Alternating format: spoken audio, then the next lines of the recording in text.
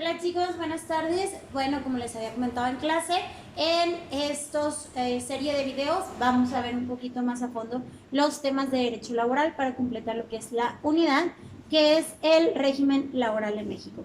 Como les comenté, en 50 minutos no era posible ver todas las diapositivas, razón por la cual me tomé la libertad de hacerles esta pequeña serie de videos que espero les puedan ser de utilidad. Bueno, en primer punto vamos a ver lo que es el derecho laboral. ¿Qué es el derecho laboral? Al igual que otras ramas del derecho, tenemos que el derecho laboral es aquel que va a regular las relaciones que se dan entre un trabajador y un patrón, ya sea de manera individual o de manera colectiva. ¿Sale? En ese caso podemos ver que tanto el trabajador es contado o tomado en cuenta por nuestra ley laboral o legislación en la materia, de manera individual, tanto de manera colectiva, es decir, cuando hace asociaciones con otros trabajadores. Situaciones que vamos a ver en futuros temas y futuros videos. En este caso hay que entender primeramente qué partes intervienen de manera principal en el derecho laboral. Bueno, en el derecho laboral tenemos que intervienen dos partes. La primera es el trabajador y la segunda el patrón. En el trabajador entendemos que es aquella persona física, siempre va a ser persona física, ¿sale? Que va a prestar un trabajo personal subordinado a otra persona, ya sea físico o moral, a cambio de una remuneración. Entonces tenemos aquí primero los elementos o características que nos van a atribuir a entender nuestro tema.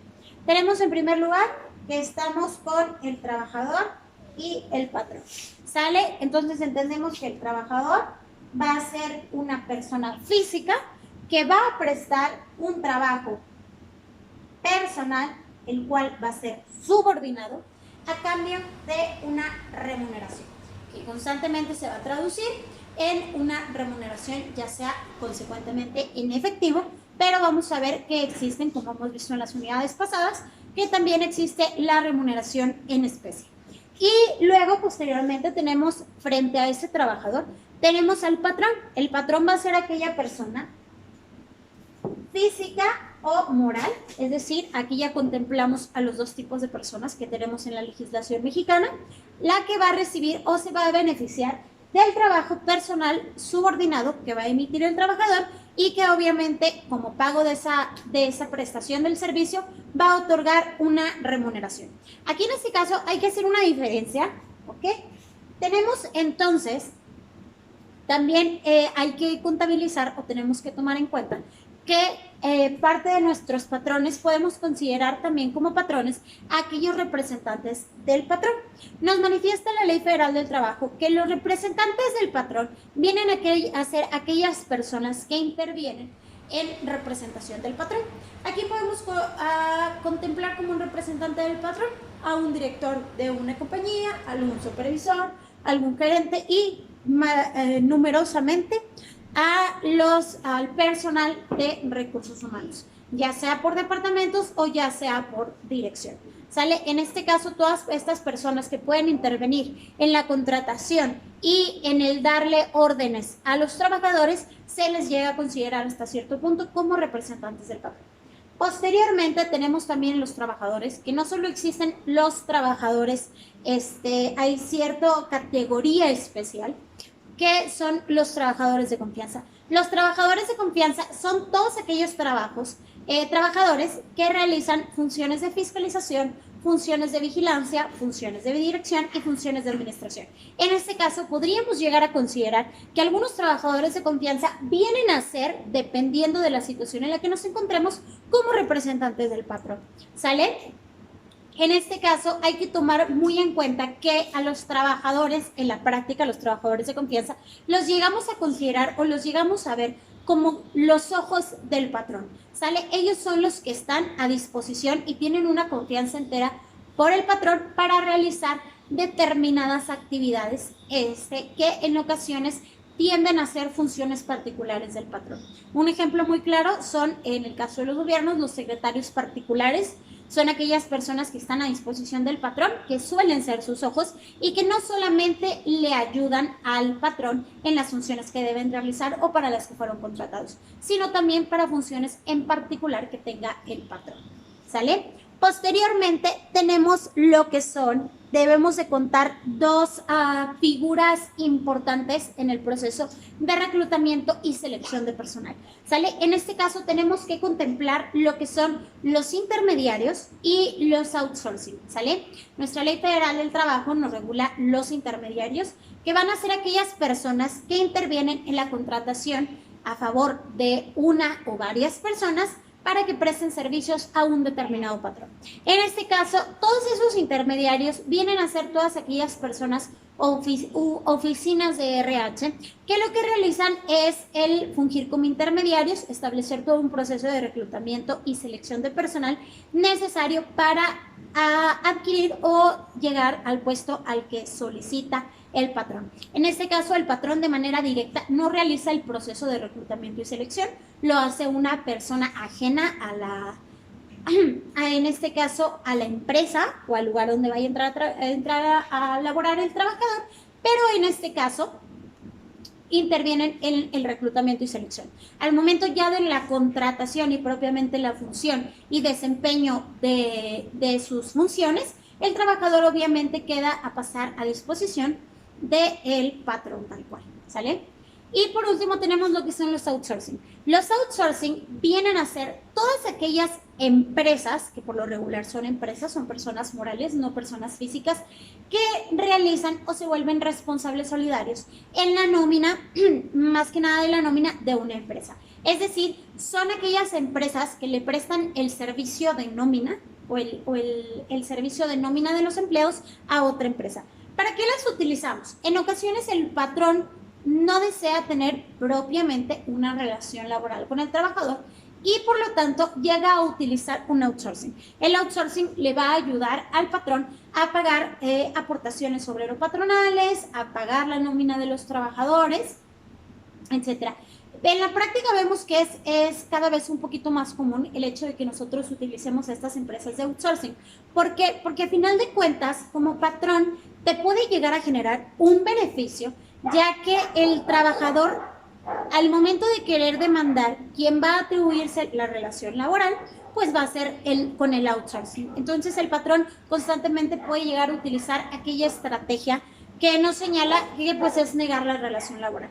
Sin embargo, no dejamos de lado que tanto el outsourcing como el patrón van a ser responsables solidarios de cualquier incidencia o cualquier situación o cualquier demanda o prestación que reclame el trabajador, ya sea en un juicio o de manera extrajudicial, ¿sale? Y en este caso tenemos también que comúnmente los outsourcing se llegan a utilizar para efecto de no cubrir el pago de utilidades a los propios trabajadores. Posiblemente pueden trabajar para una empresa que devenga utilidades o tenga utilidades, sin embargo, al momento de estar dados de alta con otra empresa, pues sus utilidades, si bien pueden llegar a recibir, van a ser muchísimo menor que las que pudieran recibir con la otra empresa. Por eso es importante a veces para los trabajadores que tengan conocimiento cuando se encuentran en un outsourcing o cuando no se encuentran en un outsourcing, ya que si bien reciben sus recibos de nómina timbrados y de manera digital o de manera física, no deja de ser cierto que la razón social o el patrón que pudiera llegar a aparecer o bajo el cual se encuentran registrados, pues vendría a ser otra empresa distinta para la que ellos constantemente laboran.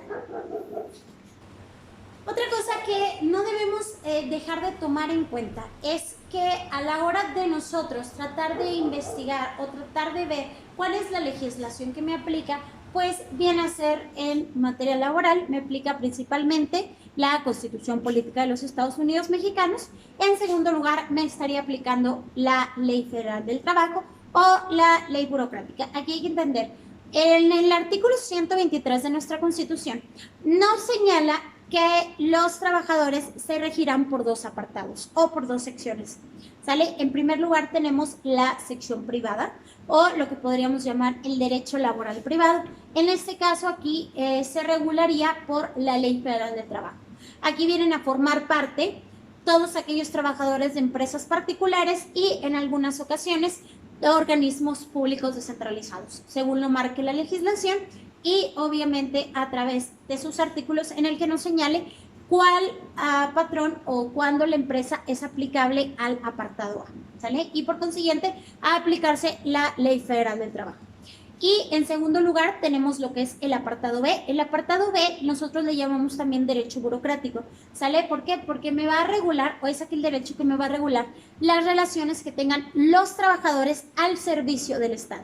Es decir, al servicio de todas aquellas dependencias de gobierno, sean de la Administración Pública Federal o de la Administración Pública Estatal. En este caso, en la Administración Pública Estatal hay entidades federativas que cuentan con su propia legislación, la mayoría, por no decir todas, lo contemplan, y en este caso les aplica en primer lugar su legislación estatal y en segundo lugar su legislación a nivel federal, que sería la ley reglamentaria del apartado B del artículo 123, que es la que regula las relaciones de los trabajadores al servicio del Estado. Y en este caso, lo que es en el apartado A, bueno, aplica para casi todas las empresas en general.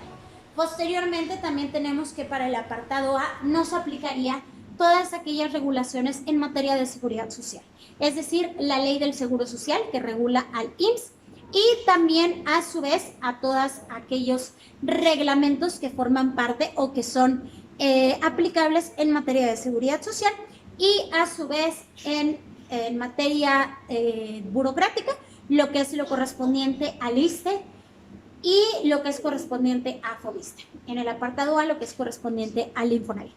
De igual manera, hay determinados reglamentos y normas, a su vez oficiales mexicanas, que nos establecen cómo deben llevarse a cabo las condiciones laborales o cómo deben ser los ambientes laborales. Entonces vemos que la materia o todo lo que regula las relaciones laborales pues viene a ser un poquito extenso. ¿Por qué? Porque también nos llega incluso a aplicar lo que es la legislación fiscal, vimos que la legislación administrativa de seguridad social y pues obviamente la ley laboral, según sea el caso, ya sea del apartado A para trabajadores al servicio de empresas privadas o el apartado B, es decir, para nuestros trabajadores al servicio del Estado. No debemos dejar de tomar en cuenta que aún y cuando tengan una propia legislación, la misma ley permite que si existe alguna laguna o alguna omisión, en efectos de procedimiento únicamente, se aplicará la Ley Federal del Trabajo para efectos de la Ley de los Trabajadores al Servicio del Estado. Sin embargo, también a su vez nos manifiesta o nos menciona que no podemos, existen criterios jurisprudenciales en el que yo no puedo llegar a crear figuras jurídicas porque no están contempladas en la legislación. Podría llegar a utilizar una legislación para efectos de suplir mi procedimiento, sin embargo, para la hora de crear figuras jurídicas, derechos, prestaciones que estén establecidas en una legislación y en la otra no, pues no tendrían aplicación alguna. ¿Sale? Y por último, no deja de ser cierto que tenemos como trabajadores un principio muy importante, que es el principio indubio pro operario. ¿Qué nos dice este principio? Bueno, este principio básicamente nos dice que en algún procedimiento que exista alguna duda razonable o alguna afectación, se va a velar o se va a aplicar la norma que sea más favorable al trabajador. Este principio entra con la incorporación de los derechos humanos en el 2011 y lo que busca, a final de cuentas, es establecer una igualdad procesal entre las partes, ya que se entiende que el trabajador, a diferencia del patrón, no tiene el mismo apoyo o la misma facilidad a la hora de comparecer a algún juicio o algún procedimiento. Y por lo tanto, a su vez, al encontrarse en desventaja por necesitar alguna remuneración, algún sueldo y necesitar el trabajo, obviamente, el patrón puede incluso llegar a abusar del trabajador, razón por la cual existe mucha índole social en nuestra ley laboral. Y por lo tanto, existen mínimos establecidos en nuestra legislación para tratar de establecer una protección mínima al trabajador y a su vez tratar de poner a las partes en una igualdad de condiciones, ¿sale? Que no sea tanto el poder adquisitivo que tiene el patrón contra la debilidad o la vulnerabilidad que pudiera llegar a tener el trabajador, ¿sale? Entonces, esto fue todo por este video. Nos estaremos viendo en los siguientes videos.